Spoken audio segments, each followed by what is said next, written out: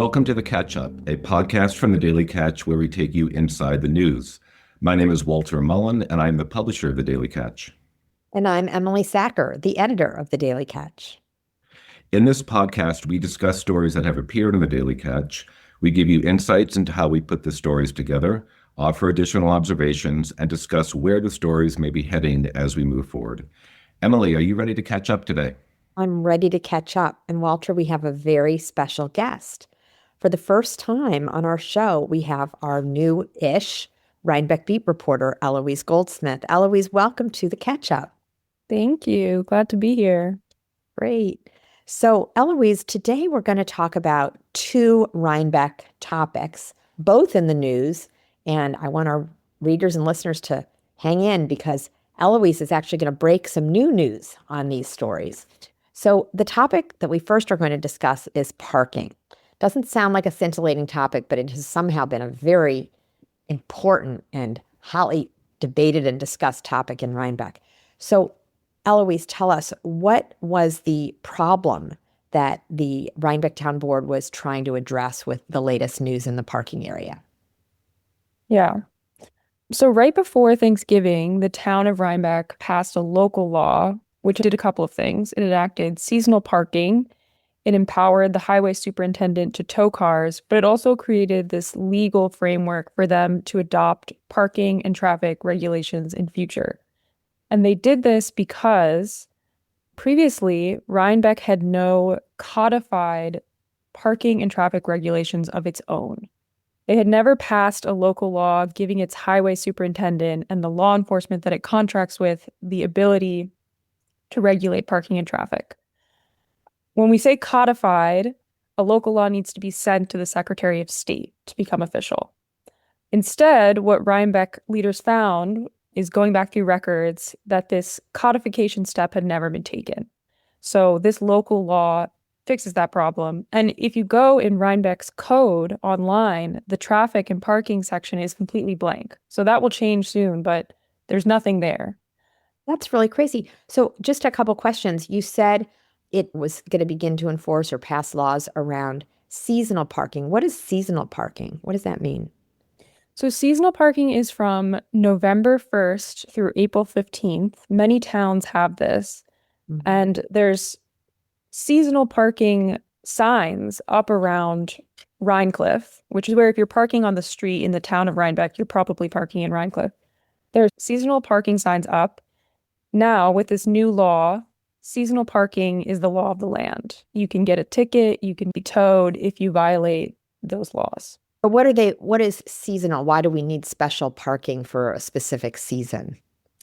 It's mostly about snow removal. So if it snows, as it does here, as it has recently, you need the ability to clear streets. You can't have cars parked on streets for long periods of time. And this has been a problem in Rhinecilff specifically because Amtrak commuters will leave their cars on the street, go to New York City, and leave their cars for days at a time. So this had real practical implications in the hamlet of Rhinecilff. So they park their cars, suddenly there's 6 inches of snow, their cars are still on the street, the tow people can't clear the streets, and the car is still sitting there. Is that the issue? That was the issue? Yeah, Bob Wyant, the highway superintendent, would have to call the police to try and get in contact with the owner of the car. So he didn't have the ability to just order a tow truck. That has changed. Now he can do that.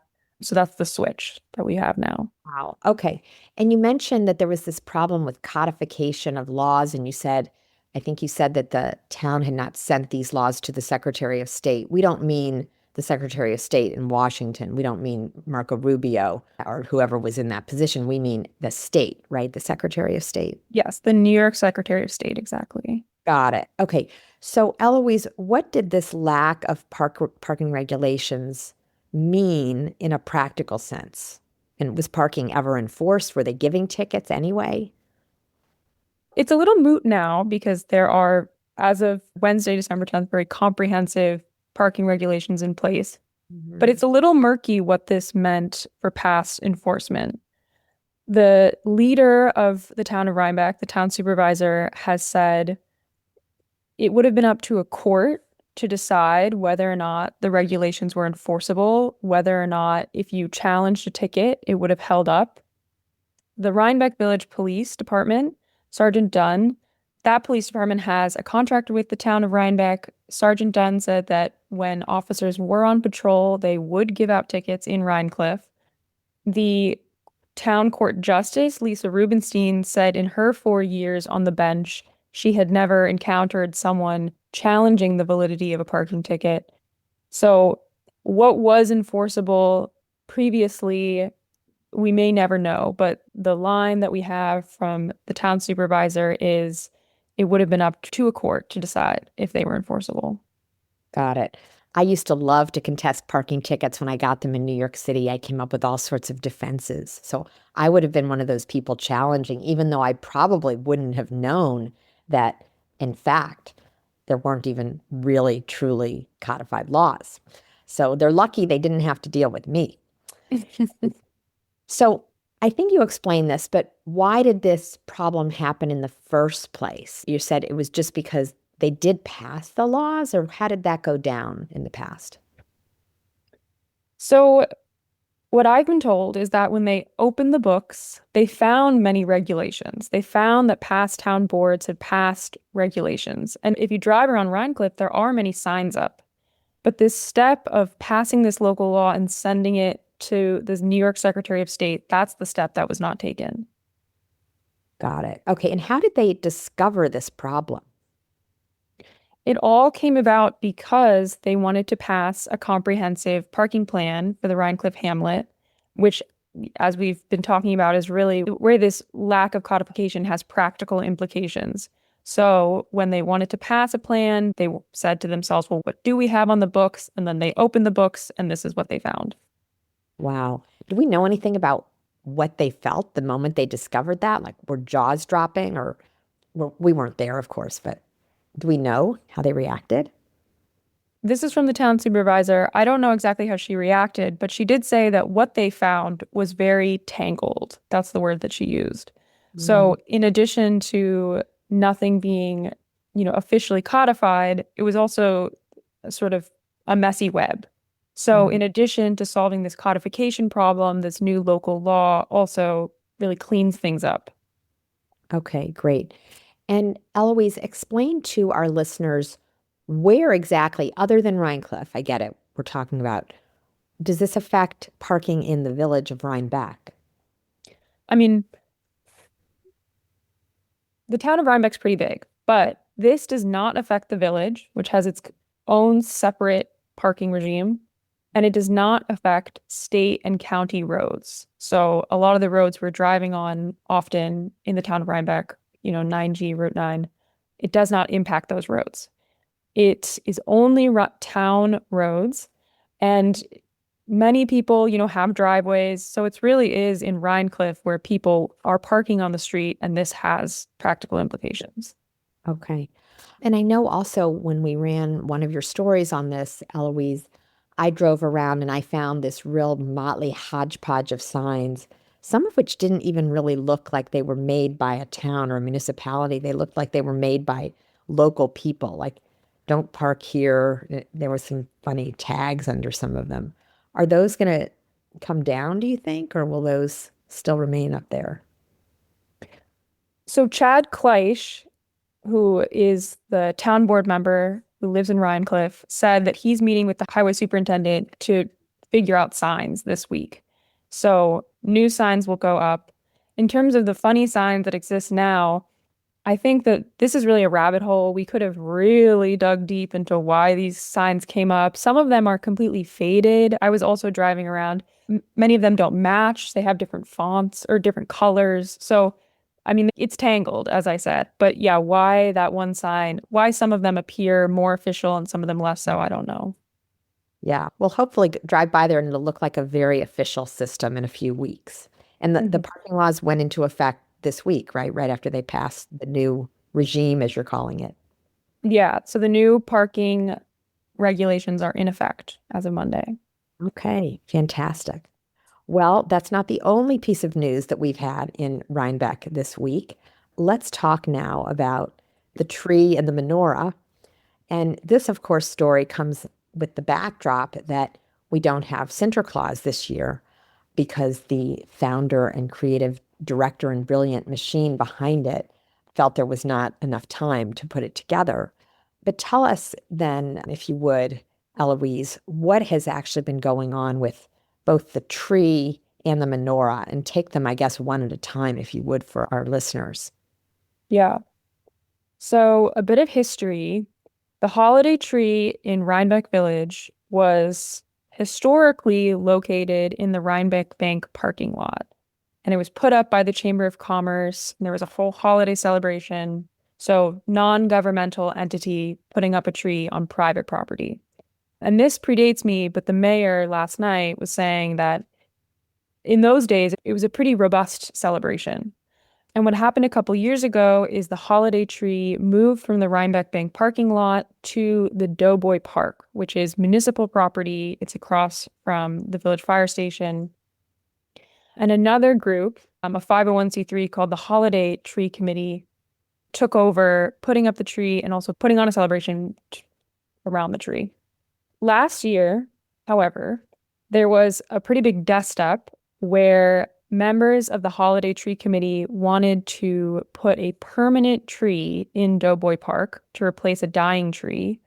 And this tree in the winter season would serve as the village's holiday tree.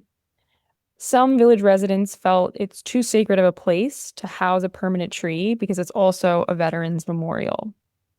And last year, the Holiday Tree Committee did put up a tree and there was a celebration, according to the mayor. Now, we arrive at this year. According to the mayor, because the Holiday Tree Committee disbanded, he didn't have details to share about why they disbanded. Last week, he said there would be no holiday tree in Doughboy Park. And so that's where we were last week. Now, yesterday at the village board meeting, he said a couple of things. He said, one, and this was in light of our reporting, he said, we're not Scrooges. We love the holidays. We want to celebrate. But he also emphasized that the village, they're the hosts of this tree. And historically, pretty much always, they've relied on outside sources to make this happen. It's not just been on the village. But someone has stepped up. There will be a holiday tree. Sunny Freeman, who is a member of Rhinebeck's volunteer fire department, is going to donate a tree. It's going to be up in the next 48 hours, weather permitting. So there will be a tree, and the Rhinebeck Rotary Club is going to donate decorations. So we have a tree and we have decorations. Wow. I think it's exciting that the Daily Catch's reporting kind of lit a little light bulb fire under someone, and someone is stepping up and doing this. And thanks to that lovely, generous human being, right? Yeah. No, a true hero. He said, there are many Facebook comments, many social media posts about this. And he said, you know what? I'm going to do something about it. And so now there'll be a tree. That's so exciting. All right. Well, let's now flash over to the menorah. What is the story with the menorah? And I love the way you talked about it, Eloise, giving us a little bit of history first before taking us into the current moment. So please do that again. Yeah. So let's return to the Rhinebeck Bank. For years, a menorah from the Rhinebeck Jewish Center, which is a modern Orthodox congregation located in the village, they provided a menorah, and it was in the Rhinebeck Bank parking lot as well. At the same time that the tree switched over to the Doughboy Park, so did the menorah. The menorah is up now, looks great. It's there for the season. Hanukkah is approaching. But last week, the mayor had a conversation with the Rabbi Hecht, where the mayor expressed concerns about the menorah being on municipal property. According to the mayor, the village has gotten some legal advice from the New York Conference of Mayors about having religious symbols on village property. At that meeting, Rabbi Hecht, he brought up this 1989 Supreme Court case, which found that a Christmas tree and a menorah and another secular statue all positioned together is an acceptable, secular, inclusive holiday message. So that's okay. So the rabbi said, well, have you heard about this court case? He also brought up another case out of Poughkeepsie that I'm less familiar with. But after that meeting, the rabbi sent out a pretty strongly worded message following his meeting with the mayor, where he said that the mayor told us personally that the menorah can stay for the season, but it needs to go next year. And he also said that by choosing to bar the menorah, the village dims a message of universal hope and signals painfully that Jewish tradition is less welcome in Rhinebeck's public square. It's pretty strong. Now, after the rabbi sends this message, the mayor reaches out to him and says, let's talk again. And after that conversation, the outcome is that they're going to continue discussions about the placement of the menorah. It appears that the menorah could return to the Doughboy Park next year. They're in conversation about it. And really, both of them really emphasize that they're willing to work together on this. When I spoke to the rabbi, he emphasized, this is not about speaking ill of village leaders. We really want to work together. And my message was just to raise this and get people who are concerned about the menorah to reach out to the mayor, because his message, his email, also included a plug for community members to reach out to the mayor and say, we like the menorah, we want it to stay. So this is resolved for right now because the menorah is already there. And it's looking promising for 2026 and beyond, would you say, Eloise, or do we have any consolidation of a view on this yet? I asked him last night if there was any update on the status of the menorah for next year, and he said no. So we're still in conversations ongoing about the future placement of the menorah. So no concrete update to share there. Okay. And I'm just going to jump in and add that I noticed, coincidentally, driving through Red Hook the other night, that there is a menorah placed again by the Rhinebeck Jewish Center that is at the kiosk run by the Chamber of Commerce in Red Hook. You've probably seen it too, Eloise. And I understand that that's kind of quasi-governmental, private-public partnership kind of situation, because that kiosk, to my understanding, is manned by the chamber, which of course is private, but it's also considered to be on village property. And there's no tree there, which is interesting. So to talk about your Supreme Court mention, there's no shared secular sort of group message there of inclusion.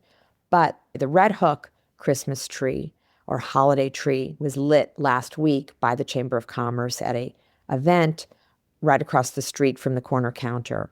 And also, I think we should note that there is a holiday tree, a beautiful holiday tree at Foster's Coach House Tavern in the village of Rhinebeck. So it's not like Scrooge has really taken over these two communities, right? Do you agree with that, Eloise?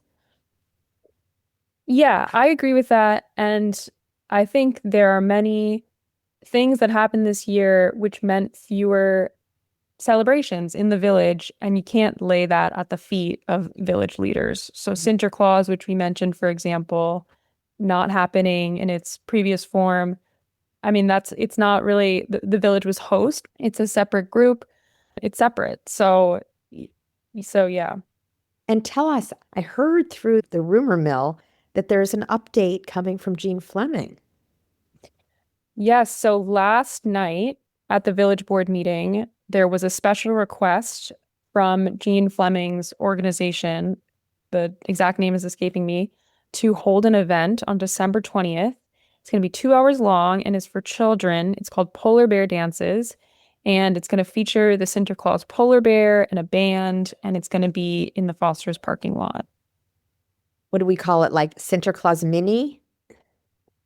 I don't know about branding it that way. Maybe. We're just dances. We're just polar bear dances. Yeah. I mean, I'm sure it'll be great no matter how they market it.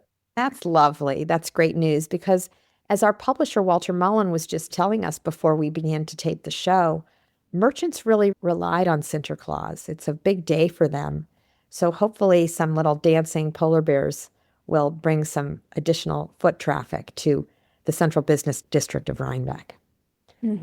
Thank you so much for joining our show. I'm going to punt it back over to Walter, close it out for us today.